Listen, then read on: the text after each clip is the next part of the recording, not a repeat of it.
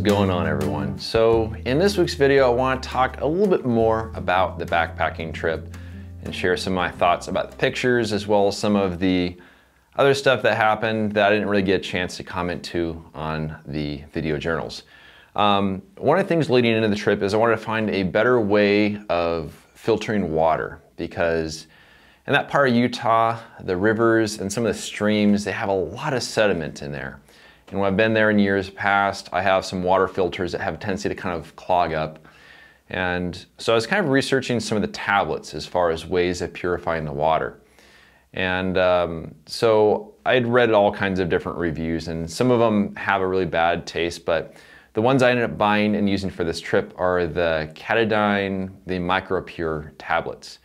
And the reviews show that they didn't really add any bad taste to the water. And I was really excited about this because it means I could have a very lightweight setup I can take with me, because the water filters I've used in the past, they're really bulky. And then also you have to kind of keep everything organized as far as the contaminated stuff versus the clean stuff.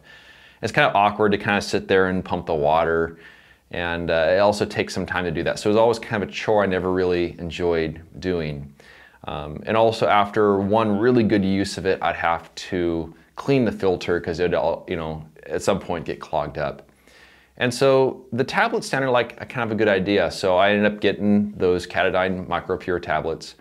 And I gotta say, I love those things. That made life so much easier because I don't have to take along the bulk of the water filter. I don't have to worry about sitting there pumping because it kind of gets more and more clogged as you pump it.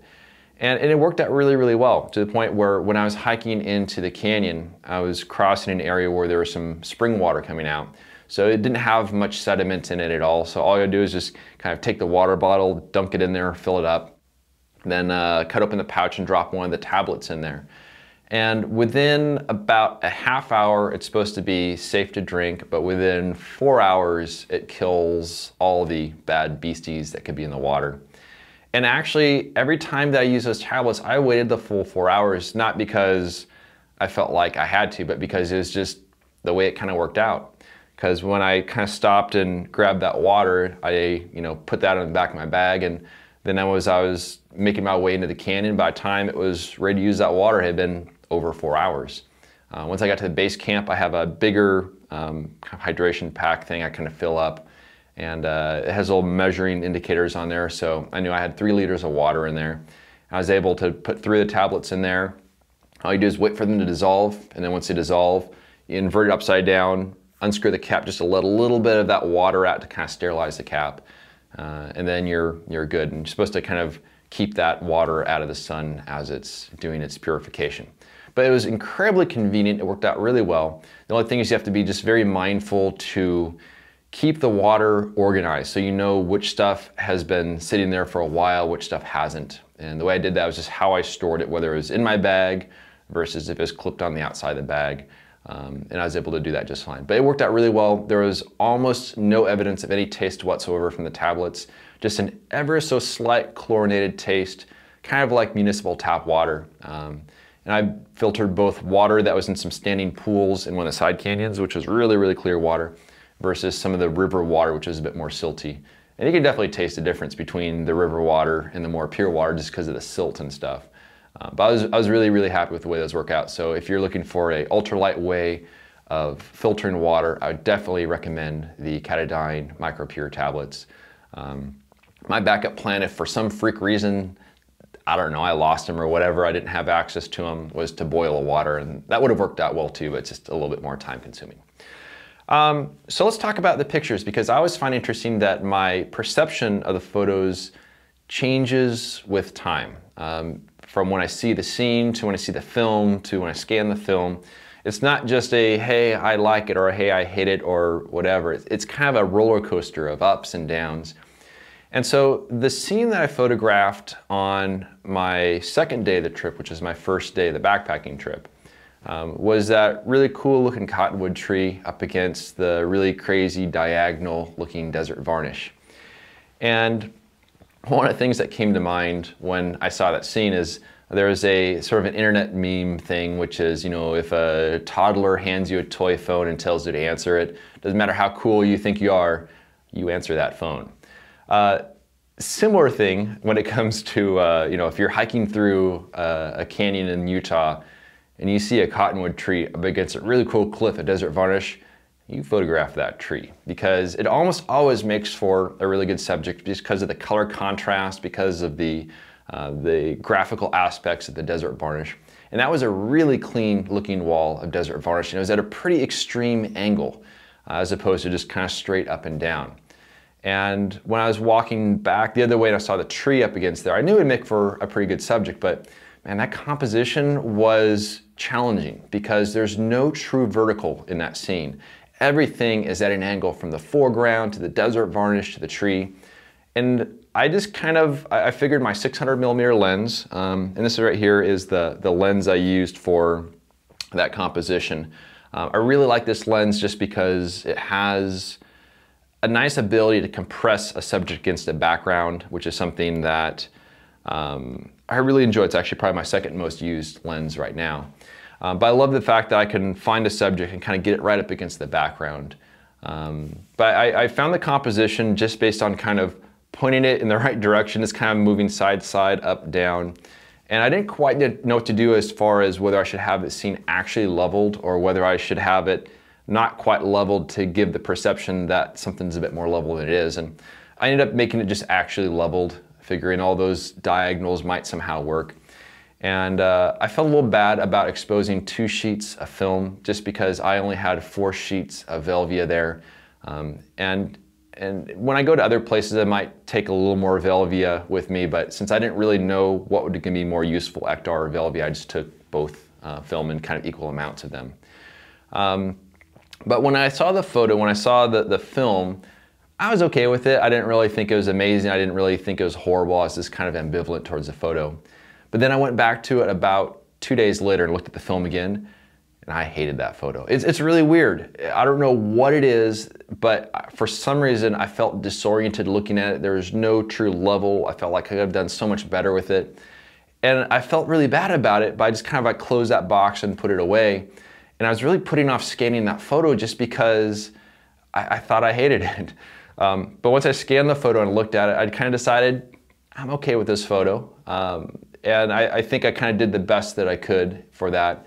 And now that I look at it, and it's been a little over a month since I got back from the trip, but now that I look at the photo, I'm cool with it. I think it's one of the more decent photos from the trip. Not the best one from the trip, but I think it's definitely portfolio worthy. But it's really interesting how that perception changes seemingly from minute to minute when it comes to the photos. But what really attracted me to that scene was the fact that it's a very imperfect tree. I think by photographing kind of perfect sort of subjects, you don't have as much character to it, but having something that's a very imperfect subject kind of tells more of a story. And I titled that photo Unbroken because a good chunk of that tree just broke off. And now you have this branch that's coming up, which now constitutes like the entire tree. And that tree has kind of an unbroken will to survive. And so I really like that, especially up against that desert varnish. But I also realized something else in retrospect. So after I had kind of thought of the name for the photo, I realized that it also has a double meaning because this is the first photo I've taken with my unbroken ebony camera since it was heavily damaged on my winter trip. So a good friend of mine repaired the camera. It works as good as new.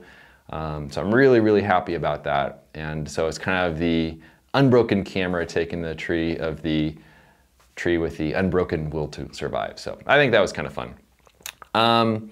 So the other photo I shot, so the one I just shared, which is from my day 3 trip. So this was a really cool looking juniper tree that I saw as I was kind of walking through that canyon. And there's so much potential there. I think I'm going to be going back there for many years to come, and possibly even in this fall, we'll see. Maybe get some fall color back in there, which could be kind of nice if I can time it right. But I saw this really cool juniper tree. Again, I see kind of a cool looking wall of sandstone with a little bit of desert varnish on there, but it's kind of a different look. And with that scene, I was trying to debate on what lens I should use to photograph it. And I ended up going with a 300mm lens. And when I go on the backpacking trips, this right here is the 300mm lens that I use. This is the Fuji 300C. It's an f8.5 aperture. It's a very lightweight lens, and actually it looks more like a 4x5 lens than an 8x10 lens. I use this lens for the first time on my winter trip, and it's kind of starting to become a proven lens to me, but I'm still kind of testing it out and kind of getting a feel for what works and what doesn't. And one thing you'll probably notice on the second photo that I shot on the trip is that I didn't do any rise when I shot the photo. So rises were, instead of simply pointing the camera upward, you can keep the camera a little bit more level but move the lens upward. And I didn't really feel comfortable doing that just because that would be asking a lot from this lens, because I don't know how good this lens is as you get closer to the edge.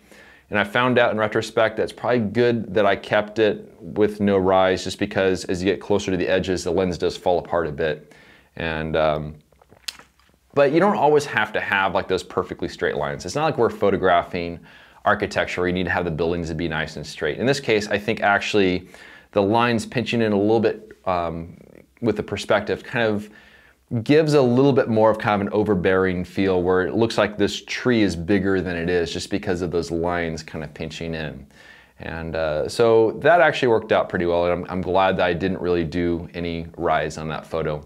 Plus also, I don't think I would have ever been able to completely correct for those verticals and make them straight, because it really is, I'm shooting really, really far upward because I had to kind of get over a bush and there's some other stuff on the sides. But one of the things I did for that composition is I just kind of sat and looked at the scene. I liked how from one angle there's a lot of really beautiful symmetry to that juniper tree. And so you kind of move from side to side and kind of figure out where the tree looks best. But then I noticed that the cliff in the background has some really light colored areas. And I figured if there's some way that I can help separate this tree from the background, because those dark greens of the juniper might have a tendency to kind of blend in with some of the darker reds of the background. But if there's a way I can kind of separate those, it'd be ideal. I found that there's one particular area where I can have just the right angle so that I can have the darker parts of that green tree kind of up against a lighter area of the sandstone cliff. And that actually worked out pretty well, and I was quite happy with that. But overall, I was really happy with the way that those photos turned out. I definitely wish I could have spent some more time down in that canyon.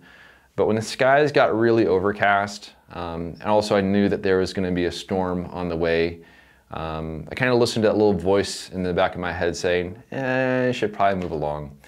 And I'm really glad that I did, because it gave me the opportunity to head to Capitol Reef before I got rained on. And I don't know that that rain cell, that rain area would have been where I was in the backpacking trip, but I wasn't that far away. I was maybe 50, 60 miles away when I went to Capitol Reef. But I was really excited with the way that the backpacking trip worked out. I really look forward to getting back there again, maybe later this year, definitely next year. And the backpacking setup worked out really well. The water purification worked out really well. I'm really happy with the way those two photos turned out. But thanks for watching, and we'll see you all next week.